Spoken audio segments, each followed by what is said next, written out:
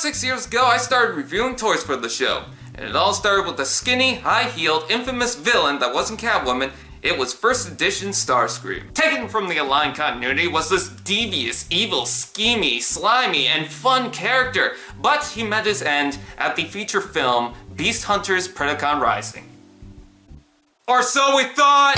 The following show, Robots in Disguise, continued the continuity, even bringing back the scheming bastard in the Minicon arc. So let's continue to celebrate the anniversary with Transformers, Robots in Disguise, Warrior Class, Starscream. Starscream. You're like the neighbor making up lies to stir up trouble, but nobody believes him, and nobody does anything because it's secretly entertaining. When this toy released, Starscream began as a Toys R Us exclusive under the Clash of the Transformers' second year, and was considered for some one of the only good figures of a line with a poor start. With shelves stocked, everyone went nuts, shoving people out of the way just to get a taste. Pick yourself up, Grandma! I need my fix! This did get a full retail release down the road, probably pissing off those who pay more from a lucky scalper. Also, exclusive has become a loose term. Here's the jet mode, which, if you watch back, he never transforms in the show. There's clearly the intention, concept art says so. For those intricate, specialized aircraft designers, take note with the giant blocks under the wings for wind resistance.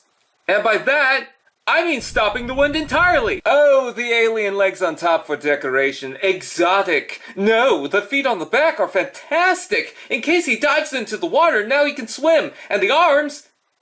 trying is hard! Okay, you know I don't give a shit about kibble on a jet. It happens so often, it's like getting slapped on the hand daily. It just becomes a blur. But why has the designers been so lazy? It's just sticking the obvious legs on the top. Why is this happening so often lately? Stop it! Nobody wants it! Why do you think people hate Windblade? Because she's a piece of shit? No. The wings are pretty barren. No Decepticon symbol, no blue, just a sea of gray with a tiny red stripe. Wait, I gotta check something.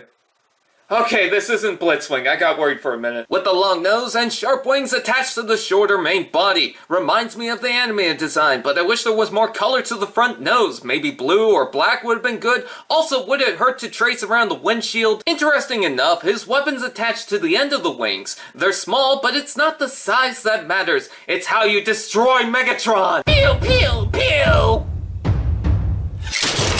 Oh, fuck! I can't believe you've done this! I have the power of God and anime on my side! Get the fuck out of my room, I'm playing Minecraft! Memes! Starscream's pretty messy in places, but gets the job done. It's sleek, but set back by its dull-colored deco that had the potential to be more exciting. I mean, the colors are right there, so do something about it. If you're the kind of guy who nitpicks every tiny blemish, then he's not your cup of Mountain Dew voltage. But I think he's too bland to get upset about, does the job, and that's all it needs. Robot mode.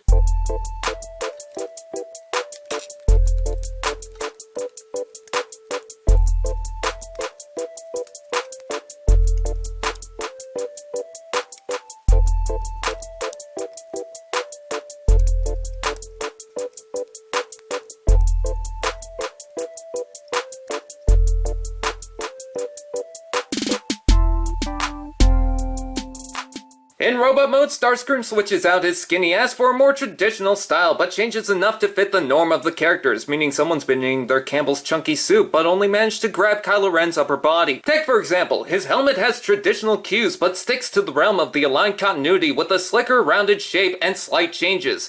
And that enlarged chin? Oh... you know, I can't resist a man with taste. Although he is looking like a rejected Star Wars alien, then that's saying something. Maybe more so something from Valerian? Shit, now I'm reminded of Valerian. No matter if you like it or not, he's distinctly designed straight from the original the Starscream design. Did someone say? Articulation? Rotating head, shoulders out and in, forward and back, ball joint elbow, wrists ass, ball jointed hips, rotation below, and feet moves. Coronation Starscream! Those shoulders are bad comedy, and so out of style. I mean, did you see Despicable Me 3? So instead of the traditional style, Starscream's wings slouch down, almost giving him a cape-like silhouette. You can fold them up, but that's just for attracting mates. You can pull it back from the hinge to set it down, but now it's too far off his body. I'm glad they took the liberty to stay traditional, but kept something new, and changed something that they didn't really have to, but did it anyways to make it its own. It's kind of like this joke. There's no point to it. Why is it here? I don't know, but you love it. How about those gunmetal null rays, if you can even call it that? They're tiny, attaching to the lower arms, but there's nothing wrong with that. You can plug it to the hands, but No. Starscream, show 'em how it's done, you dancing fool.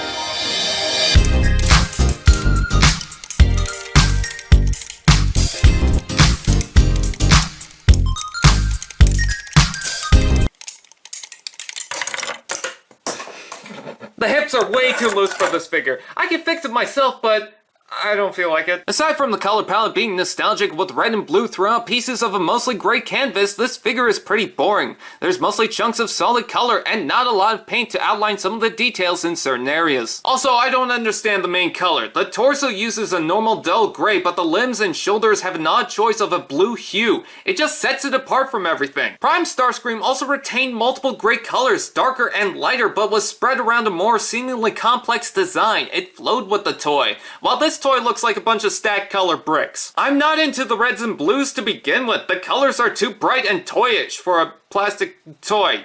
You get what I mean. Stop judging me. I'll give it this. While it breaks apart in robot mode, the cockpit chest isn't fake this time. Take that, leader, you stupid thought. I don't usually complain about hollow limbs, but when you could practically see through the leg, we have a problem and I'm calling HR. He's got so much sass, he breaks his own fist just to own it. The shoulders have a little give. They're tabbed in fine, but I'm mostly concerned about the joint. Just too thin for my taste, and it's scarier every time I transform it. I've got to admit, from a line of odd characters that don't always land, Starscream was a nice piece of something more beloved, but when you compare it to the other Starscreams, this is kind of basic. If you like what you see, I don't think you'll be disappointed. There's nothing to get up in arms about, except maybe the plain laid-back colors and the hip joints making posing tedious. Other than that, I'd say he's a good take and follow up on a beloved character. Big shout out to Chris Vellner for sending this guy over. Please check out his channel when you can. Now for the Thundercrack. Oh!